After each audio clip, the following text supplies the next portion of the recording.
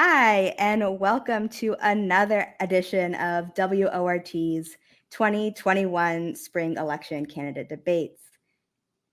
We are late. Sorry, we had some technical issues. We are hoping to get Nino Amato to join us today, but we are having some technical issues with his computer and connection. My name is Jade Siri Ramos. I am a reporter and producer with WORT. And my name is Dylan Brogan. I'm the staff writer at Isthmus and a WORT news volunteer. Thanks for joining us. A quick note before we get started, you can see all the candidates up for election as well as these debates on our website, wortfm.org. Just click the Spring 2021 Elections tab. If you have any questions, you can reach out to our news director, Shali, at Shali, that's CHALI, at wortfm.org. Or you can call her at 608-321-9586. And now, on to the debate. The candidates for this district are Doug Hyant, Nikki Conklin, Anthony Nino Amato, and incumbent Paul Skidmore. We invited all candidates. However, Alder Skidmore decided that he did not want to participate in these debates. And like I said before, Nino is having some technical difficulties. We're hopeful to get him back on. So let's meet the candidates who are with us today, including Nino, who hopefully will join us in just a minute here. So Doug Hyant has been active in national, state, and local politics for over a decade and currently serves as Chief of Staff for State Representative Mark Spreitzer. He's also the Vice President of the Walnut Grove Homes Association. Before working in the legislature, Doug was the Executive Director of the Assembly Democratic Campaign Committee. And Nikki Conklin is a mother, community activist, and neighborhood organizer with ties to the Lucier Community Education Center and the Neighborhood Organizing Institute. She and her family have lived in Wexford Ridge for the last 10 years. Nikki also has a degree in human services. Yeah, like we have been mentioning several times now, Nino will join us as soon as he can. Anthony Nino Amato is a lifelong Minnesotan who grew up in the Greenbush neighborhood. Nino is a former member of the Madison Common Council and ran for mayor at the age of 24 against incumbent Paul Soglin. He's a former member of the UW Board of Regents and has served on the Wisconsin Technical College Board of Directors and the Madison Equal Opportunities Commission. He's also been the recipient of numerous awards, including the YWCA of Madison's Racial Justice Award, the city's James C. Wright Human Rights Award, among others. Since there are more than two candidates, this race will have a primary in just a few weeks. That's on Tuesday, February 16th. The top two finishers there will head to the spring election on Tuesday, April 6th. Before we dive into our questions, here are the rules for the debate. All candidates will have 2 minutes to answer questions and 3 minutes for opening and closing remarks. Before we went live, we did roll a dice to determine the order of the candidates in which the candidates will respond. That order is Doug, Nikki, Nino. In the case that we don't get Nino back, it'll be just Doug and Nikki, and we'll switch. We'll rotate for every question. Candidates, you may follow up on any questions with a rebuttal. However, you only have 2 60-second rebuttals to use throughout the debate, so choose wisely. I will act as our timekeeper. I have 2 cards here. Sorry, excuse me.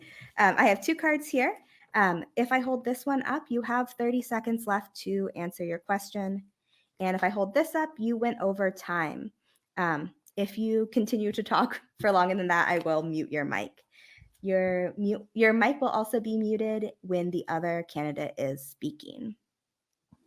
Listeners, we have played with our time allotments a little bit and shortened them, so we're hoping to get more questions from you on the second half of the debate. Please submit your questions in our live stream. You can do that now or after you've heard a few answers from the candidates. And we'll move on with opening statements. Doug, you have the floor. Well, thank you so much, Dylan, and thank you, Jade, and thank you to WORT for organizing this forum. Really excited to be here. Glad to be here with some of the other folks who are interested in working for this district on the Madison Common Council. As Dylan's introduction mentioned, my name is Doug Hyant. I currently serve as Chief of Staff for State Representative Mark Spreitzer in the Wisconsin State Assembly. And I'm running for Madison Common Council because I think that our neighbors and friends and the folks here in the district deserve an alder who's dedicated to bringing people together to find long-term solutions to some of the challenges that we are really facing together right now. Whether that's tackling COVID-19, charting the course for our city's future afterwards, dismantling systemic racism, keeping people safe, or finding new ways to bring our neighborhoods together. I really truly believe that we here in Madison work best when we work together. And I want to be an alder who can help make that a reality. You know, every day when I work at the state capitol on behalf of Wisconsinites who are reaching out, helping or needing help navigating state systems, advocating for their communities, or trying to just make the state a better place. And in my work, I've helped Democrats statewide tackle big issues like coronavirus, gerrymandering, healthcare equality, while at the same time doing the work in the office, connecting with constituents and businesses with services they need at the local, state, and federal level. I really enjoy that work because I believe that people empower our elected officials, and it's elected officials' job to lift up the people that they serve.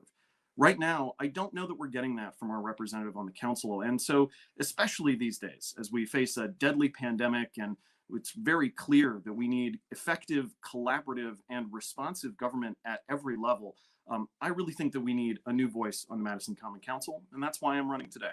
It's great to be here, and I look forward to answering everyone's questions. Thanks. Thank you. All right, Nikki, you have 3 minutes. Hello, everybody. My name is Nikki Conklin, and I have been living in Wexford Ridge for the last 10 years. And prior to that, I've actually lived in Madison since 2003. And I have been raising my children here, going to school, putting myself through school. And really, for me, why I want to run, I really want to bring and represent the voices of all the people of District 9. And I don't feel that we're getting that. We really need to make sure that people are being heard and being understood. And that's something that I've been doing for a long time. I have the skills and the knowledge to really bring forth and uplift folks of my community, of many different diverse backgrounds. For me, I've always been a type of outgoing person. I love meeting new people and making friends with people. And so really running for alder is a joy for me because I get to meet so many new people and talk to so many new people. But my true gift would be to really listen to understand. I'm not listening to answer anyone's questions. I'm really listening to understand where they're coming from, their point of views. And I really want to represent them and bring that to the table. So many times, too often, Black folks are the subject at the table, but yet they never have the seat at the table. And that's really what I'm fighting for, is to represent all the folks of District 9 and bring all their voices to the table so they can be heard. And I want to be that person to stand up for and advocate for people of District 9. Thank you. Thank you. All right. So a little unfortunate, just to give everyone an update if you tune in. Nino Amano was, we saw him briefly. He's having some technical issues. I think Jade came up with a good plan. She's going to kind of slice him in later, but he'll have that opportunity. And we want to make it very clear that, you know, it's that Mr. Amano is obviously a willing participant. We're just running into some internet issues. So I'm Anthony Nino Amato. I'm a lifelong resident of Madison. A little bit of history. It was my grandparents, both grandfathers and one grandmother, who fled the rising fascism and communism in Europe. They saw it early and wanted to get out. Came to Madison because Madison was a safe haven, but also the fact that many of the marble cutters and stone cutters that helped build the Capitol came from our small village outside of Palermo. And so they didn't have the internet, obviously, 100 and some years ago. But the fact of the matter is they knew about this community. And they also knew about the progressive image it had, even back then, because of the university. So I'm second generation. I'm also a product of the K through 12 public school system here and the university with an undergrad and a master's degree. 2020, at the beginning of the year, I don't think anyone had any idea what was going to transform in the next 12 months. And when the pandemic hit, when all of a sudden our city for the first time started to see gun violence like we've never seen before, shootings, increased burglaries, combined with a tremendous amount of auto thefts, a major shootout in one of our public parks here on the west side, where somebody had used an AK-47 with armor-piercing bullets and over 65 shell casings were out. And then the real tragedy was the tragic death of an 11-year-old girl in broad daylight in Madison. At that point, I have always been involved in politics, but pretty much behind the scenes on committee boards and commissions. At that point, I thought, I can't sit on the sideline anymore. And another major factor is, as many of the other candidates mentioned, the incumbent who's been here 16 years has really been grossly incompetent relative to communicating with his constituency. And I was offended several years ago when he was one of the only council members to vote against removing the Confederate monument in our cemetery, not to dishonor those who had died, but he was the only one who wouldn't replace the Confederate monument. And that Confederate flag and monument is the symbol for hate, bigotry, and everything we know today. So he comes from a different place. He has not been very effective on the environmental side. We have one of the most unique set of woods here on the west side, which is called Saw Creek Woods and Natural Habitat. And he's ignored some of the responsibilities he should have in preserving the environment. So I decided to jump in with my experience and provide a history of wisdom, and at the same time work closely with the city and other council members. She's going to kind of slice him in later, but he'll have that opportunity. And we want to make it very clear that, you know, it's that Mr. Amato is obviously a willing participant. We're just running into some internet issues. So sorry about that. We'll make it right in the end. So that moves us on to our first question. Alder Paul Skidmore declined multiple invitations to be included in tonight's debate. We sent the details and the link to him. And if you're watching at home, Alder, it is still not too late. Please join us. Just log right in. Alder Skidmore has represented District 9 on the council for 2 decades. He's accused of calling a community activist the C word during a virtual meeting of the Common Council in September, a charge he has repeatedly denied. The council approved $10,000 in October for an investigation into the matter, which is still ongoing. City Attorney Michael Haas told me earlier today that he expects the findings of the investigation to be complete in 2 weeks. Now, our question to the candidates: did this allegation against Alder Skidmore have any bearing on your desire to run for council? And I believe, Doug, you are up first. Well, we got all flopped around, Jade. We're starting with Nikki. Since Doug answered first this time, it's Nikki's turn. Oh, that's right. All right. I always listen to Jade. That should be my mom. Hello. So what happened? Shady is my friend. She is a person that I knew. Me and her have been involved in the Neighborhood Organizing Institute. And that's really what put me in the position to be able to run, was the Neighborhood Organizing Institute that I've been involved with for the last 3 years. It's a leadership development program for grassroots leaders, advocates, and community organizers. So when you go through this program, you actually get to go to Common Council meetings. You actually get to meet your alders. So in doing so, we got a little taste of what the city council was like. And for me, like I said, I've always been doing this work as in organizing and being a neighborhood leader. That's always something that I've been doing. So I was doing this work way before I even knew what it was, honestly. And so when I learned the skills and I got the knowledge that I needed in order to organize and make change, and I actually got results, that's what showed me that I should run for council, because people do have power, you know, and your voice is your power. So the more voices you have, the more power you have. When the tragedy happened, what I like to call, with my friend, she definitely was pushing me forward after that happened. But even before that happened, she was already like, Nikki, you need to really be the voice of the people. We need you. People look up to you. You've been deeply rooted in your community. So this is something that I've been thinking about for a while. It was just getting all my ducks in a row, honestly, because I've never done this before. So I was really just investigating and learning and reading about stuff of what I should know, you know. So what happened, that did not make me be like, oh yeah, I want to do this. I had already had the wheels in motion. But yes, that did push me further along because that's unacceptable.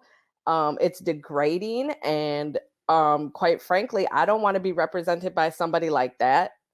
He could have been talking to me. He could have been talking about my mom, my sister, my kids, anybody. So that's just disrespectful. So thank you.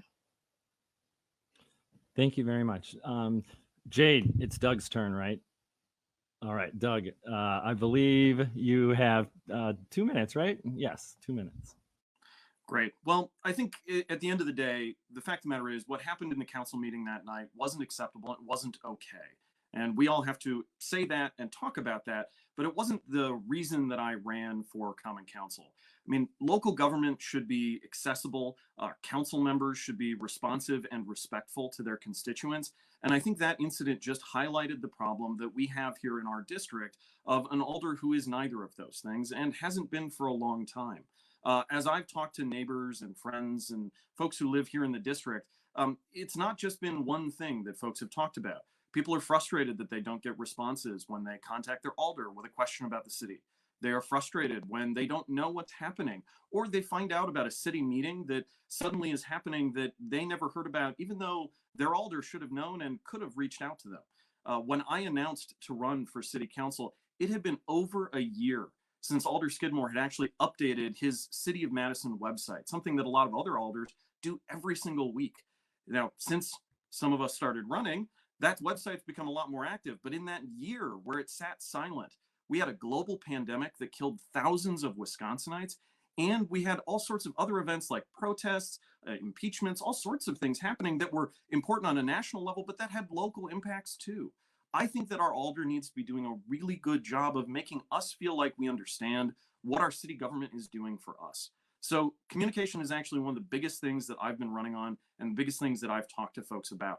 I want to provide those timely notices about neighborhood meetings. I want to make sure that folks know what the city and district issues are that are being discussed by the council. And I really want to advocate for changes to our city website, services, and committees so that government isn't as opaque as it is right now, and so that folks who want to know what the city of Madison is doing for them can actually find out. It wasn't a bearing, but as a father of 2 adult daughters and 4 granddaughters, anyone who uses the C word is not only degrading, disrespectful, it is misogyny at its worst. Okay. I also know the city attorney. He served at the Elections Commission, and I'm currently still serving on the voters accessibility. He's a brilliant individual, so I'll be very interested to see what he comes down with the decision. I think that had Mr. Skidmore immediately called for a voice detection through a experienced criminologist that could duplicate whether or not that was his voice or not, would have been a signal that he had nothing to fear. But he denied it. And he would have been better off that if in fact he did say it, is to admit it. In either case, it's tragic. No one should ever, council member, do that. In fact, I'd like to see an ordinance to improve the ethical behavior of all council members, that the moment you cross that line, that there be some form of censorship. So yeah, no, it's accumulation, and the person is innocent until the findings are there. So let me just say, I just despise that word. We'll see what happens, but we need to safeguard of anyone doing that again. Thank you, Doug. Thank you, Nikki. We still have not caught up with Nina, so I think we're just going to keep moving on to the second question. So this question is about equity here in Madison. A 2013 Race to Equity report found extreme racial disparities in Madison that continue to persist. Candidates, what, if any, changes within the past few years has the city of Madison made that made you feel like it addressed the disparities? What tangible steps would you take as an alder to ensure there is true equity of opportunity in our city? Nikki, Doug, I guess don't always listen to me. Doug, it is your turn to start. You have 2 minutes. Am I good to go? I just got great. Well, thank you so much for that question. I think it's critically important here in Madison that we talk about equity issues because as that study and others have shown, we need to figure out as a city how we can move forward together and in a more equitable fashion. I think some of the things that have been great to see have been some of the initiatives with folks like the Urban League and Boys and Girls Clubs that have tried to bring more equity to our city. But in terms of moving forward, I think there's some really important things that we all need to talk about. I think a lot of the steps around oversight of the police department are really critical and important for us to support. I really am excited to hear all about some of the great things that are happening in terms of trying to get historically disadvantaged communities into housing. And there are some great groups that are working on those. I actually was doing call time here in the district and ran into somebody who works with one of those groups and was telling me all about it. I think it's great. I also think, though, that this all is wrapped up right now in a crisis that's even bigger than anything that we've had in this city or this country's history, at least in recent years, and that's COVID-19. And I think the biggest thing that I'm looking forward to, and that I think we have to put a really high premium on, is making sure that this pandemic doesn't compound the inequities that already exist. I think that there's a huge risk for folks who are in disadvantaged communities, whether they're Black, Latino, whether they're someone who grew up poor and is struggling to create wealth for their family, of having a pandemic come into their life and create even harder times for them that had nothing to do with them or what they were doing, but everything to do with the fact that we were facing a pandemic as a state, as a city, as a country, and truly as a globe. So I think that's something that the city needs to be really careful of. I've been happy to see some of those initiatives already taking into account equity as they distribute some of the funds that have been coming from state and federal governments. But I think our council is going to really have to focus on that, because the worst thing that could happen coming out of 2020 would be to see the impacts of 2020 carry on into future years. And instead of making progress on equity, we take a step backwards because we didn't remember that equity doesn't just happen once and then you fix it. It's something you have to work on every single day. As Alder, that's something I really want to prioritize, and I hope I get a chance to work on. Thank you, Doug. Nikki, you have 2 minutes to answer the question. Okay. Oh, okay. Thank you. So what do I feel like the city has done to address these disparities? I don't really think they have done too much, honestly. As we can see, it's more about creating opportunities. The city hasn't created opportunities, and that's what we really need to focus on is creating these opportunities to close that opportunity gap, so every child has the same opportunity as their fellow classmate. That's really important to me, and I really would love to put more funding and program into community building and engagement, educational program, after school program, just so we can really start to build our future with our youth. They're our future, and we really need to focus on them and invest in them and build them up, because they're the ones that are going to be taking over this world here shortly. So as far as what I think, what steps I would take as an alder, like I said, would be creating more programs, creating those opportunities. Let me just note, the one thing that the city did do was take cops out of schools. I think that was definitely a plus for everybody, not just Black and brown children, but it's definitely a plus. There's too much, they don't have a spot to be in schools. People can feel safe without having the police in school. So I feel like that is the one step that they did do, but we need to focus more on getting enrichment education, those opportunities, and really build and create our youth up and uplift them and empower them to be all that they can be, because we need them. They're our future, and we got to make sure that they have all the tools they need in order to help us, because they're going to be taking care of us one day. Thank you. Well, let me say this, Jay. In 2002, I co-authored a book called Today's Hidden Racism, A Polite Apartheid, talking about the new face of racism is racial disparities, K through 12, healthcare, our prison system and criminal justice system, and then the whole issue of income inequality. I was attacked by the quote establishment in Madison that couldn't be our progressive community. And then the Wisconsin Council of Children and Family came out in 2013. And I've worked closely with them, because what's good for the elderly at the Coalition Wisconsin Aging Group is good for children. So I had a chance to see the preview of that report. I was appalled of the people who started to play defense in being critical of the report, that the methodology was wrong. And in fact, Paul Soglin was critical of that report. The fact of the matter is, we have been a city that talks the talk, but do not walk the talk. And there is a culture here among the powers to be that we must belong to get along. And that's the mistake. And if you step outside the culture and challenge the status quo, people get their nose out of joint, and they'll either ignore you, attack you, or try to undermine your credibility. So let me say this. When we published that book in 2002, we said, what the hell does two white guys know anything about walking the shoes of people of color? And we said, we don't. But David is Jewish, I was Italian. We know from our ethnic heritage what it's like to be on the outside. The fact of the matter is, we need a minority business investment company. We need to hold people's feet to the fire, and we need to take the Equal Opportunities Commission and have it report directly to the mayor. It's down 2 layers. We also need to create an office of race and equity and not just have an equity coordinator. That is just window dressing. We need to walk. Thank you, Nikki. And before we move on, I want to make sure there's no rebuttals. Great. I'll let Dylan ask the next question. Thank you, Jade. This past year, Madison has witnessed countless peaceful protests against police violence.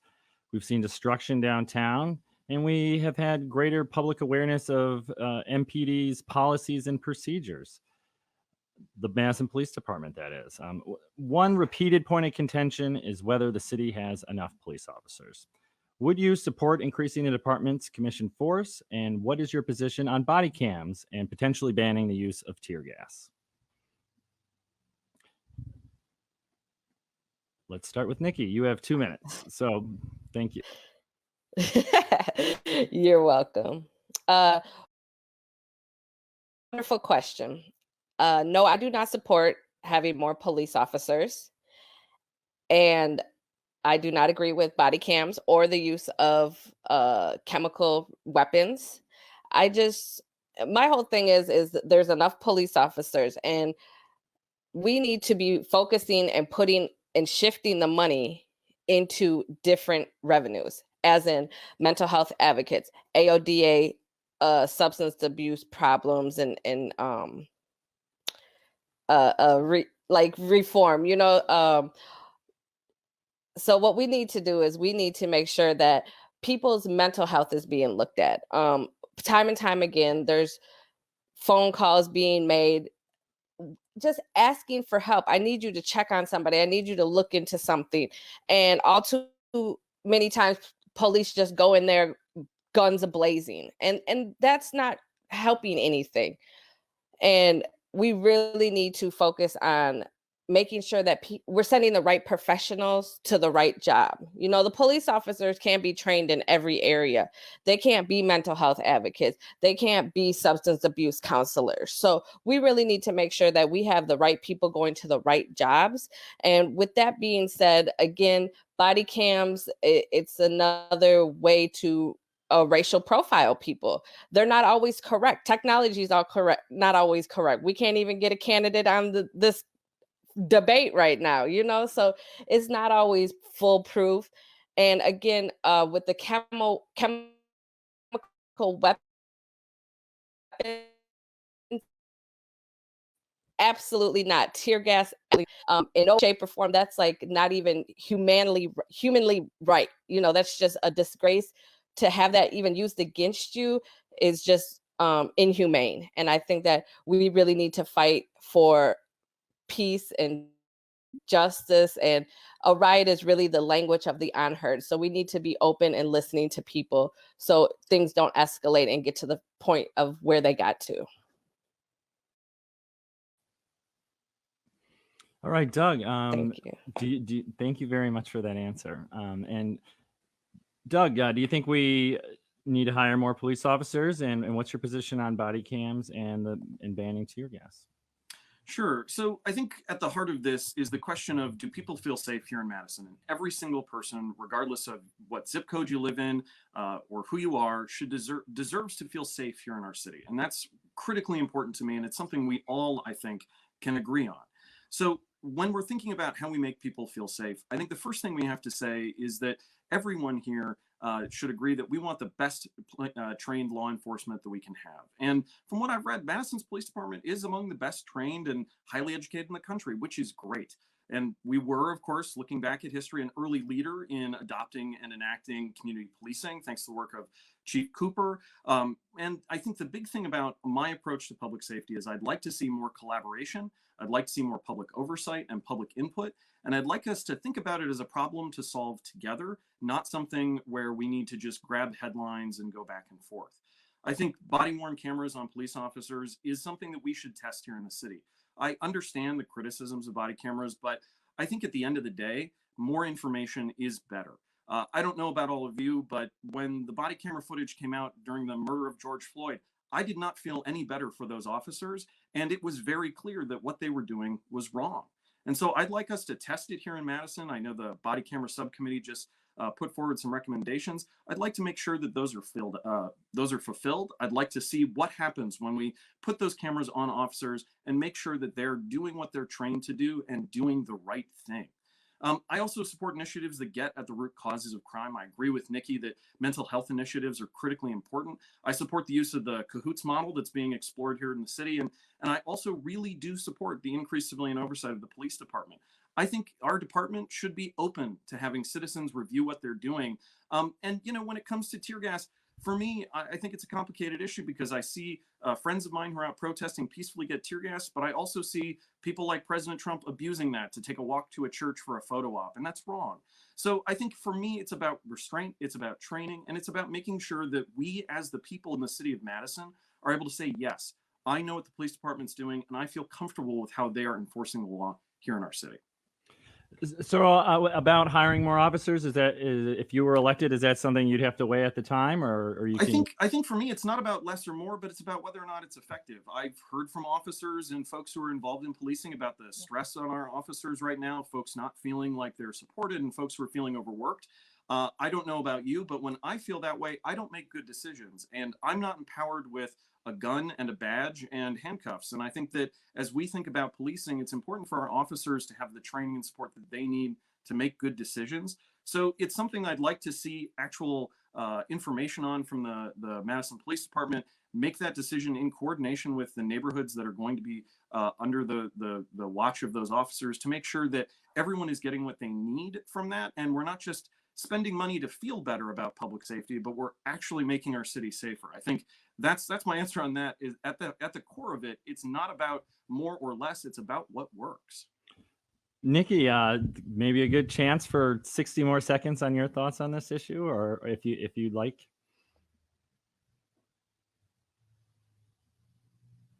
Yes, thank you. Yeah, like Doug was saying, that's really what my point was. I was trying to get across was that advocating to get more mental health assistance, you know, the CAHOOTS program is a wonderful program. And I think that that's really important to look at different revenues, because what works for one person might not work for the next person. So we have to be mindful of people's situations, because how you handle one situation might not work for the next. And so, like I said, again, police cannot be trained in every single field. And I think we all know that police could tend to make situations intensify, make them worse, even just by showing up in a uniform. And not every call is necessary for the police. So we really need to figure out how we're going to route those calls make sure we're directing those to the right people, and we get the correct people out to the calls to give the actual help that folks need. You know, if I'm calling and I'm telling every single time when I'm asking for a welfare check, you know, so it's a thin line. Police are important if they're doing their job correctly. We do want to feel that we are protected and they are serving us. Unfortunately, though, as more and more we're seeing, technology is showing us what's been going on for a long time, and police tend to abuse their system. And I think it's a great idea if we do have the community's input, the civilian oversight board, independent monitors, because if they're doing what they're saying they're doing, it shouldn't be no problem if somebody's double checking them. You know, everybody pretty much gets double checked. when you're doing your job. So if you're not doing anything wrong, it shouldn't be a problem. And I'm fully supporting of that. Thank you. We could do a whole lecture on this one, and it's really important. And I'm glad you raised the question. Let me say this. One of the downfalls of the incumbent is he's never done a survey of the households in the 9th district. I did that in December of my announcement, and I was pleasantly surprised at the response. If you get 5-10%, you're happy. It was over 22%. In there was a list of questions, and the number one question that came up, 91%, the people in this district, based upon the survey, was neighborhood and public safety, followed by water quality issues. And here's the good thing: to eliminate the injustices among the criminal justice system and to be more inclusive. So what I hear, time, is this polarized debate. You either got to be against the police or you've got to be in favor of the police. We can do both, okay? Body cameras, absolutely yes. Body cameras, when we first saw in 1994 in Los Angeles, when people caught on video when a Black man was beaten with batons, okay? If body cameras had been on that officer that walked up those stairs with Tony Robinson, we would have known the truth. But we'll never know. And what bothers me about that whole situation is we have a Supreme Court decision that was made in 1989 called Graham versus Connor that in essence gives total discretion and protection to a police officer to say, at the moment I felt threatened. And so it is a much more complex issue. I support increased funding for the police, but it must be used for neighborhood policing and crime prevention programs. I support body cameras, and tear gas should be basically used in such a way only in situations like we saw at the state or U.S. Capitol in Washington, D.C. And lastly, we've got to move the militarization of our police departments back to protect and serve. It can be done with a new police chief, with a group of. Great. We'll move to our next question, but I really want to put it out there. It looks like we have 13 people who are watching right now. If you guys have questions for these candidates who are running, put it in the comment box. We will get to it. All right. So COVID-19, we've talked about it. We've touched on it a little bit, has had a devastating toll on so many through the virus itself and through the economic effects. Several months ago, the Common Council had to pass a budget that Mayor Satya Rhodes Conway characterized as painful. Whoever is elected to represent District 9 will likely see competition for scarcer than usual resources. If you are elected, what do you prioritize for your district? We will start with Doug. Sure. I think this is a really important question. I think the biggest thing when I think about our city budget, and especially the impact of the pandemic, really goes to making sure that folks have the resources that they need to kickstart their lives back in action as we get past COVID-19. It's really great that there are vaccines out there and around the corner, soon to be hopefully available to everyone here in the state who needs and wants one. But at the same time, I think we have to be really realistic with ourselves about the impact that COVID-19 is going to have for years to come. During the campaign, I've talked to folks who have lost their jobs because of COVID-19. And for those folks, this has been a lost year, a frustrating year, and a stressful year. Not just because perhaps they lost their job, but frustrations with getting unemployment or finding it really hard to go out and find a new one because of the COVID-19 pandemic and all of its impacts on every single day that we've had here in 2021 and back in 2020. So as Alder, I think I would prioritize working together with other elected officials to make sure that we are helping people right away coming out of the COVID-19 pandemic. I think that is first and foremost the biggest thing that we can do for businesses and people here in our city. If we're not doing that, our other initiatives are going to just fall on deaf ears of folks who aren't able to engage with them because they're not able to provide for their families every single day. I want to work with our State Street merchants and downtown business groups to really help downtown come back to life safely, equitably, and in a way that makes it better than ever. I think we can do that together, and I think it's really important. And I think that helps people who live in our district, like me, who commute downtown for work or who commute outside of the city, but want it to be somewhere where we're a growing city and an attractive city for even more people to come join. I also really want to work with public health to make sure that we've got timely and accurate information as we move forward in order to make sure that as we're coming out of this, vaccines, testing, and all of that is available to folks. Beyond COVID-19 recovery, I also would really like to prioritize making sure, oh, I'm sorry, I'm out of time. So what I will say is I'd like to prioritize COVID-19 recovery. I'd like to make sure we're making smart investments. And I think critically, when we cut things, if we need to, we are not cutting things that are public facing and also helping people during this difficult time. All right. I froze up there for a little bit, so I didn't have a chance to cut your mic off, but all right, Nikki, you have 2 minutes to answer this question. What do you prioritize in your district in this, I'll say it, unprecedented year? Thank you, Jade. What I look forward to really pushing for when I become alder is quality, affordable housing. I will fight for fair and equal access to quality, affordable housing with a focus on housing first programs and tenant rights. I will work hard to stop the PFASs from contaminating our water, along with equity and justice. I support policing in the new way of collaborating with mental health advocates.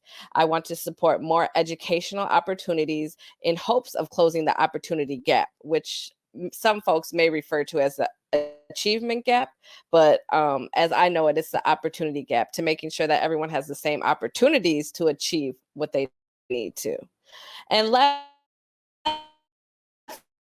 safety for all. I will focus on community building and engagement because that's what really got me here. And I believe wholeheartedly that if you invest in somebody and empower them, they can turn around and do the same work for the community and other people. So that's really, really important for me.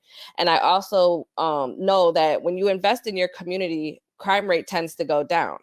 So that right there in itself, having a healthy community is going to equal a safer community. And lastly, I will fight for fair and equal access to healthcare. Again, these are all basic needs. And I feel like if everyone has their basic needs met, you are healthy. And when you're healthy, you have a healthy community, you're going to have a safer community. So it all in turn plays a part. One thing leads to the other. Housing, education, employment, healthcare.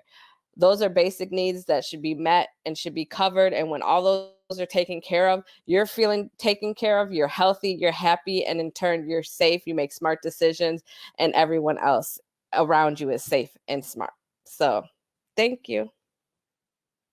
Thank you, Nikki. For the other questions, from an environmental impact, we have 26.4 acres of woods in the Sauk Creek Woods community. It impacts about 4 different neighborhoods. What's great about it is there are just about 6,000 trees. Trees are the only amazing thing of nature that turns carbon into oxygen.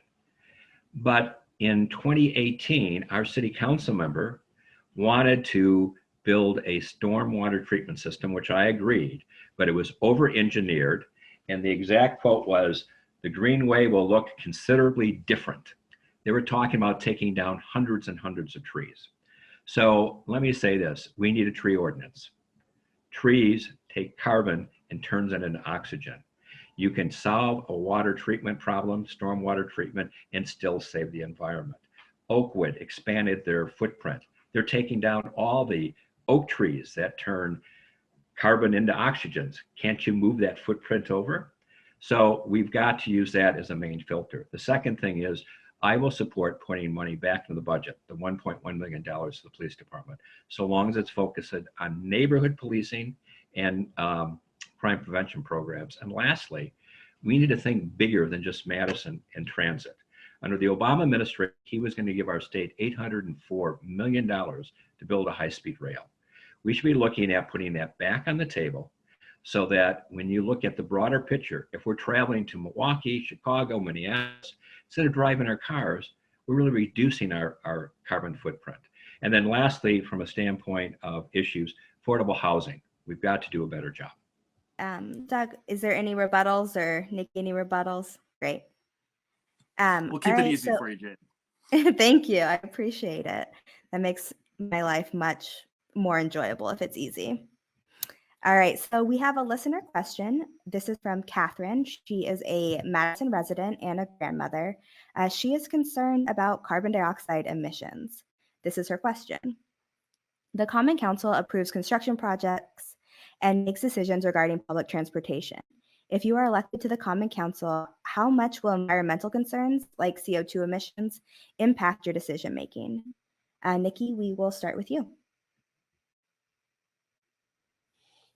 Okay, great. Thank you, Catherine, for the question. That's a great question. And it's a very scary question.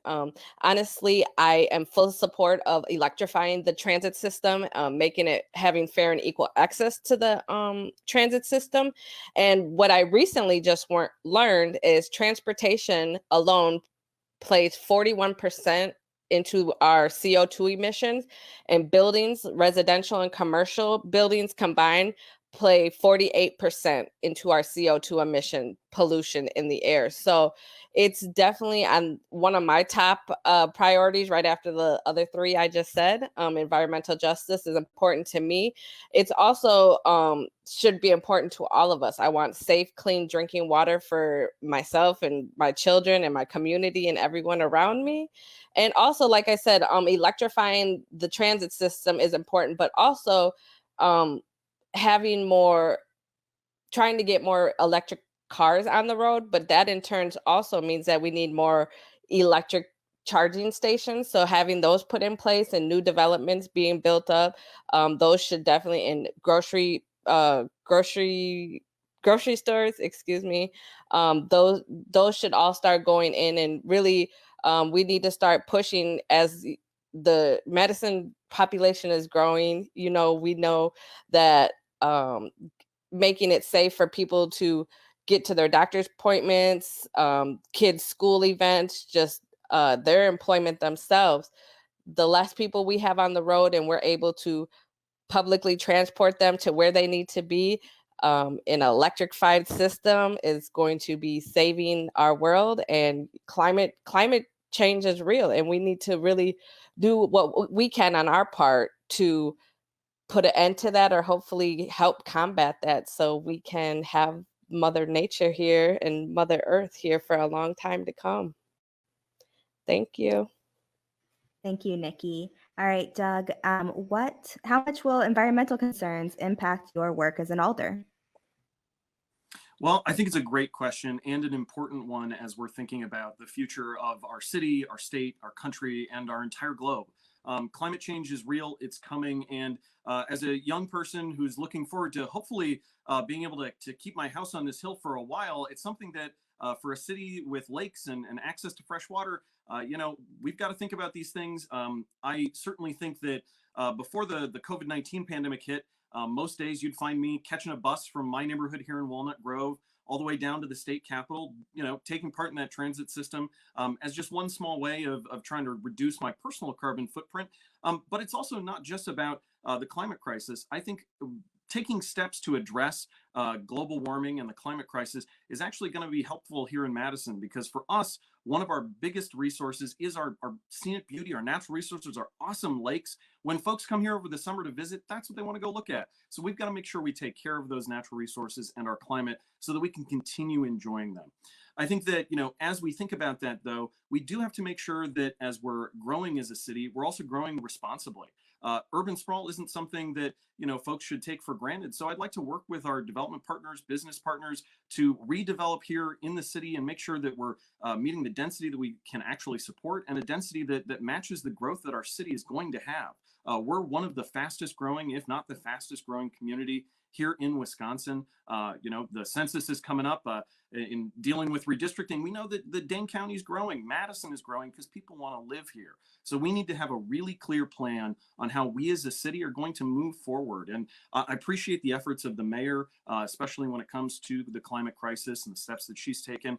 And I also know that as we all work on this, this is a problem that we need to work on together, and we need to acknowledge the urgency of, because if we let it go for another 5, 10, 15 years, we will not have the chance to go back in time and correct some of the things that we could have done now. So it is going to weigh on my mind. It's something that's important, and we shouldn't underestimate it as a city, and I won't as an alder. It's the number one filter, and it should be for all 20 council members and the mayor. And let me say this: a report came out earlier this year that showed that out of 100 top cities, Madison ranks 67 in its climate change goals. Milwaukee, Chicago beats us. We are doing a miserable job. We say wonderful things again, Jade, and we talk the talk, but there's no measures. We're not keeping department heads accountable. We're not keeping staff accountable. We don't know from one day to the next or 1 month to a quarter where we stand. So we need to put quantified measurements in place and hold department heads accountable. We can talk about more photovoltaic and solar cells.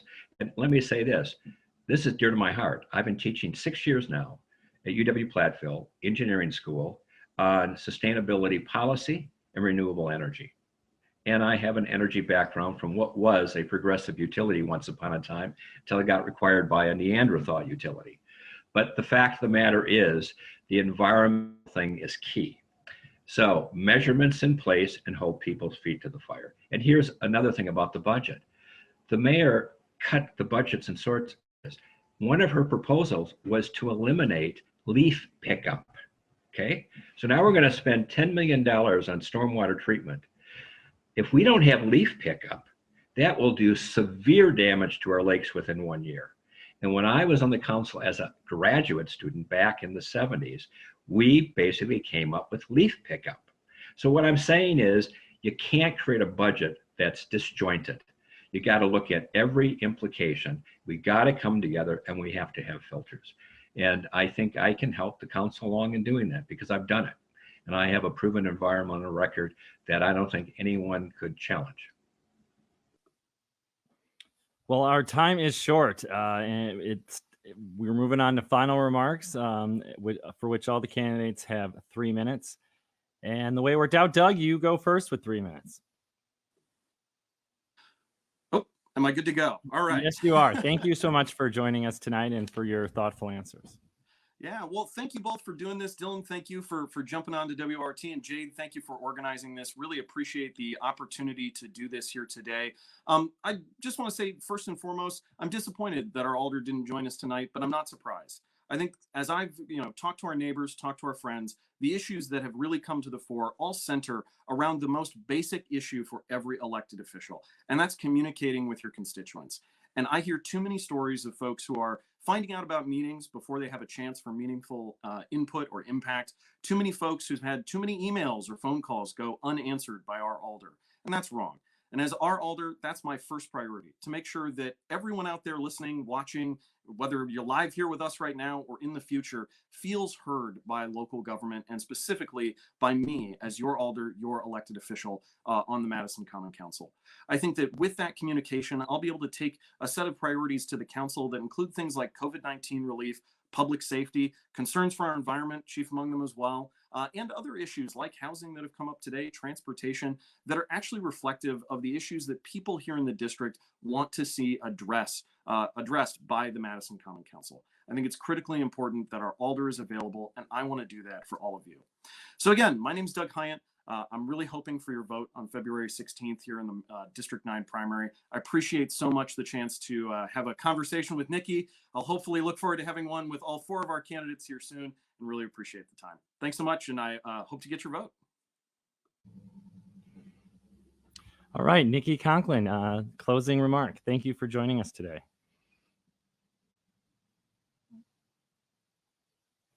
Okay, thank you for having me. I appreciate this. The reason why I'm running for alder is because this district needs a new young voice to represent all the folks of the community. And with my neighborhood organizing skills, I will be able to effectively advocate and communicate with all my constituents.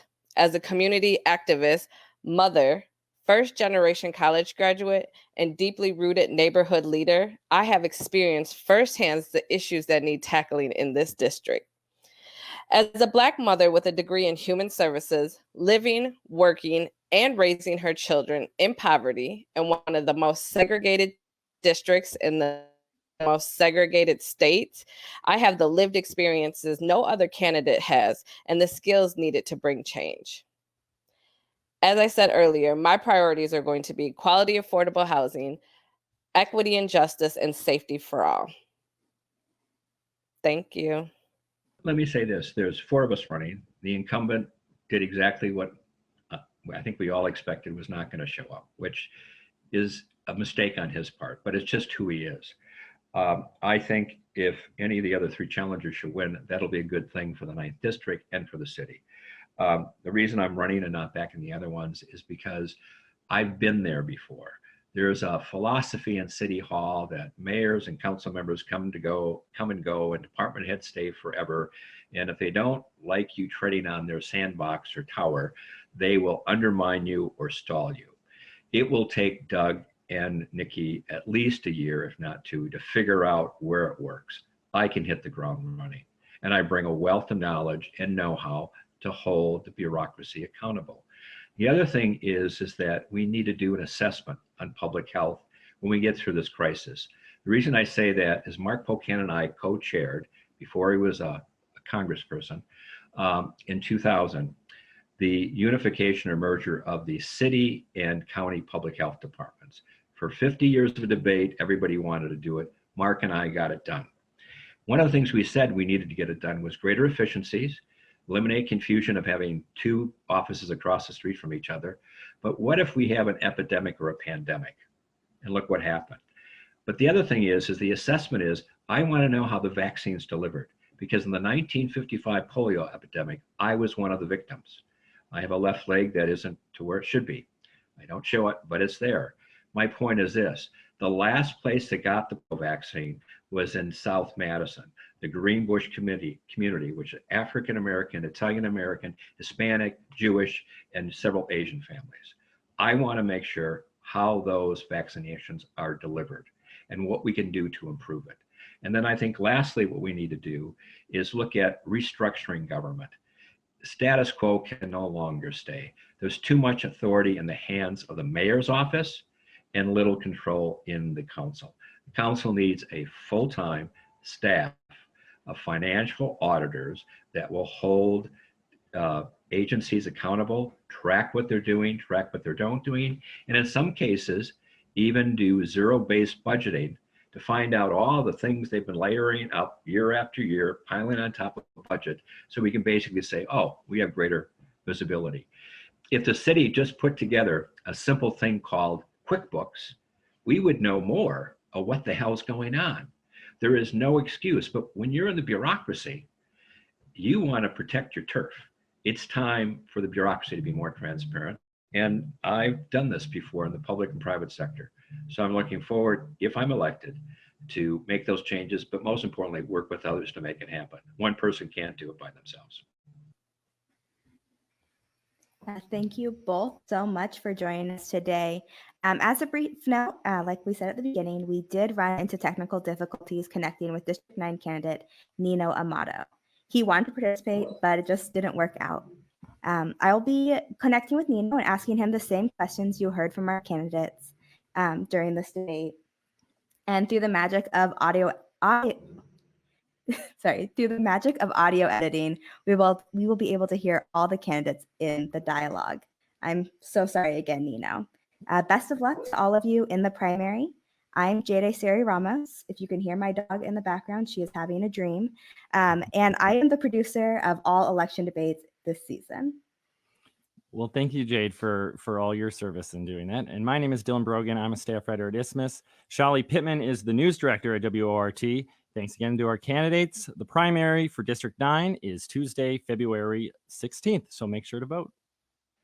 And our next debate for District 19 and 10 are on Friday night. So stay tuned for that. Good night. Thank you.